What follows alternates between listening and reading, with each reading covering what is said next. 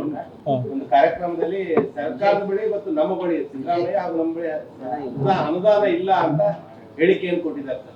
ಯಾವ ಸಂದರ್ಭ ಯಾವ ವಿಚಾರಕ್ಕೆ ಒಂದು ಕಾರ್ಯಕ್ರಮದಲ್ಲಿ ಮಾತಾಡ್ಬೇಕಾದ್ರೆ ಒಂದಿಷ್ಟು ಬಜೆಟ್ಗೆ ಇದು ಮಾಡಿದ್ದಾರೆ. ಯಾಕಂದ್ರೆ ಎಲ್ಲ ಗ್ಯಾರಂಟಿ ಕೊಟ್ಟಿದ್ದು ನಮ್ಮ ಹತ್ರ ಸಿದ್ದರಾಮಯ್ಯ ನೋಡಿ. ಇದ್ರಲ್ಲಿ ನೋಡಿ, ಯಾವುದೇ ಸರ್ಕಾರದ ಆಯವ್ಯಯ ಏನು ಮುಚ್ಚುಮರೆ ಇರೋದಿಲ್ಲ ಅಲ್ಲ. ನಮ್ಮ ಗಳಿಕೆ 1000 ರೂಪಾಯಿ ಇದ್ರೆ 1000 ರೂಪಾಯಿ ಅಂತಾನೆ ಹೇಳ್ಬೇಕು, 10,000 ಅಂದ್ರೆ 10,000ನೇ ಇರಬೇಕು. ಆಮೇಲೆ ಪ್ಲಾನ್ಡ್ ನಾನ್ ಪ್ಲಾನ್ಡ್ ಎಕ್ಸ್ಪೆಂಡಿಚರ್ ಅಂತ ಆಯವ್ಯಯದಲ್ಲಿ ಇರ್ತದೆ. ಅದನ್ನು ಕೂಡ ತಮ್ಗೆಲ್ಲರಿಗೂ ಗೊತ್ತಿದೆ. 52,000 ಕೋಟಿ ರೂಪಾಯಿ ನಾವು ಗ್ಯಾರಂಟಿಗಳಿಗೆ ಖರ್ಚು ಮಾಡ್ತಾ ಇದ್ದೀವಿ. ಅದನ್ನು ಕೂಡ ಏನು ಮುಚ್ಚುಮರೆ ಇಲ್ಲ. ಅದರಿಂದ ಸಾಮಾಜಿಕವಾಗಿ ಮತ್ತು ಆರ್ಥಿಕವಾಗಿ ಒಂದು ಕುಟುಂಬಕ್ಕೆ ಆರ್ಥಿಕ ಸ್ಥಿರತೆ ಸಿಗ್ತಾ ಇದೆ. ಅದು ಕೂಡ ನಿಜ. ಸಾಕಷ್ಟು ಸರ್ವೆಗಳು ಅದು ಹೇಳ್ತಾ ಇವೆ. ಆಮೇಲೆ ಇವೆಲ್ಲ ಗ್ಯಾರಂಟಿಗಳು ಕೂಡ ಅಗತ್ಯ ಯಾಕೆ ಕೇಂದ್ರ ಸರ್ಕಾರದ ಆರ್ಥಿಕ ನೀತಿಗಳಿಂದ ಡಿಮಾನಿಟೈಸೇಷನ್ ಇರ್ಬೋದು, ನಿಮ್ಮ ಕರೋನಾ ಸಂದರ್ಭದಲ್ಲಿ ಅವೈಜ್ಞಾನಿಕವಾಗಿ ಲಾಕ್ಡೌನ್ ಮಾಡೋದಿರೋದು, ತೆರವುಗೊಳಿಸೋದಿರ್ಬೋದು, ಮತ್ತು ನಿಮ್ಮ ಆರ್ಥಿಕ ನೀತಿಗಳಿಂದ ಬಂಡವಾಳ ಬರದೇ ಇರಬಹುದು. ನೀವೇ ನೋಡಿ, ಯಾವ ಪ್ರೋಗ್ರಾಮ್ ಕೇಂದ್ರ ಸರ್ಕಾರದ್ದು ಹಿಟ್ ಆಗಿದೆ ಹೇಳಿ? ಮೇಕ್ ಇನ್ ಇಂಡಿಯಾ ಹಿಟ್ ಆಗಿದೆಯಾ? ಸ್ಕಿಲ್ ಇಂಡಿಯಾ ಹಿಟ್ ಆಗಿದೆಯಾ? ಡಿಜಿಟಲ್ ಇಂಡಿಯಾ ಹಿಟ್ ಆಗಿದೆಯಾ? ಎಲ್ಲನೂ ಕೂಡ ಇದರಲ್ಲಿ ಏನೋ ನೆಗೆಟಿವ್ನಲ್ಲಿದೆ. ನಮ್ಮ ದೇಶದ ಏನು ಡೇಟಾ ನೀವು ನೋಡಿದ್ರೆ, ಬಡತನದ ಡೇಟಾ ಇರ್ಬೋದು, ನಿಮ್ಮ ಗ್ಲೋಬಲ್ ಹಂಗರ್ ಇಂಡೆಕ್ಸ್ನಲ್ಲಿ ಇರ್ಬೋದು, ಇವೆಲ್ಲನೂ ನಾವು ಮಾಡಿರೋದ ಗ್ಯಾರಂಟಿಗಳದ್ದು ಆರಿಜಿನ್ಸ್ ಏನು? ಯಾಕೆ ನಾವು ಗ್ಯಾರಂಟಿಗಳನ್ನು ನಾವು ಕೊಡ್ತಾ ಇದ್ದೀವಿ?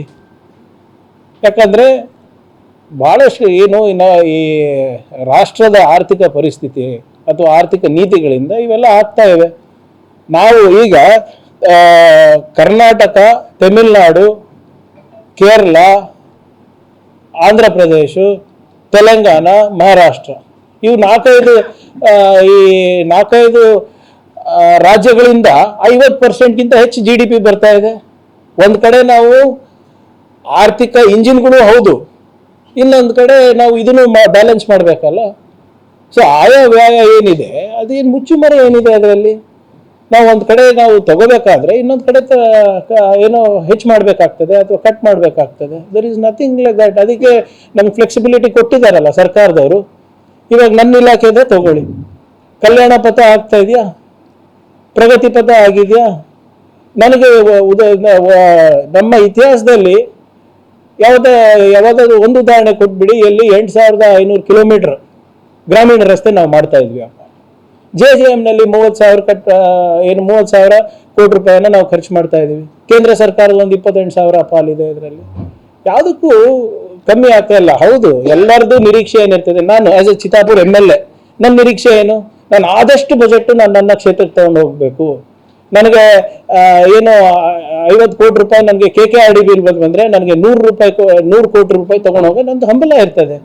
ರೀಜನಲ್ ಫಂಡ್ ಹತ್ರ ಹೋಗ್ತೀನಿ, CM ಹತ್ರ ಹೋಗ್ತೀನಿ, ನಮ್ಮ KKRDB ಚೇರ್ಮನ್ ಹತ್ರ ಹೋಗ್ತೀನಿ, ಜಿಲ್ಲಾ ಉಸ್ತುವಾರಿ ಸಚಿವರ ಹತ್ರ ಹೋಗ್ತೀನಿ, ಹೆಚ್ಚು ಅನುದಾನ ತರಲಿಕ್ಕೆ ಪ್ರಯತ್ನ ಮಾಡ್ತೀನಿ. There is nothing wrong with that. ಆದರೆ ಇದರಿಂದ ಗ್ಯಾರಂಟಿಗಳಿರ್ಬೋದು, ಬೇರೆ ರಾಜ್ಯ ಸರ್ಕಾರದ ಯೋಜನೆಗಳಿಂದ ಎಲ್ಲರಿಗೂ ಲಾಭ ಇದೆ ಅಲ್ಲ, ಯಾರಿಗೂ ನಷ್ಟ ಆಗ್ತಾ ಇಲ್ಲ.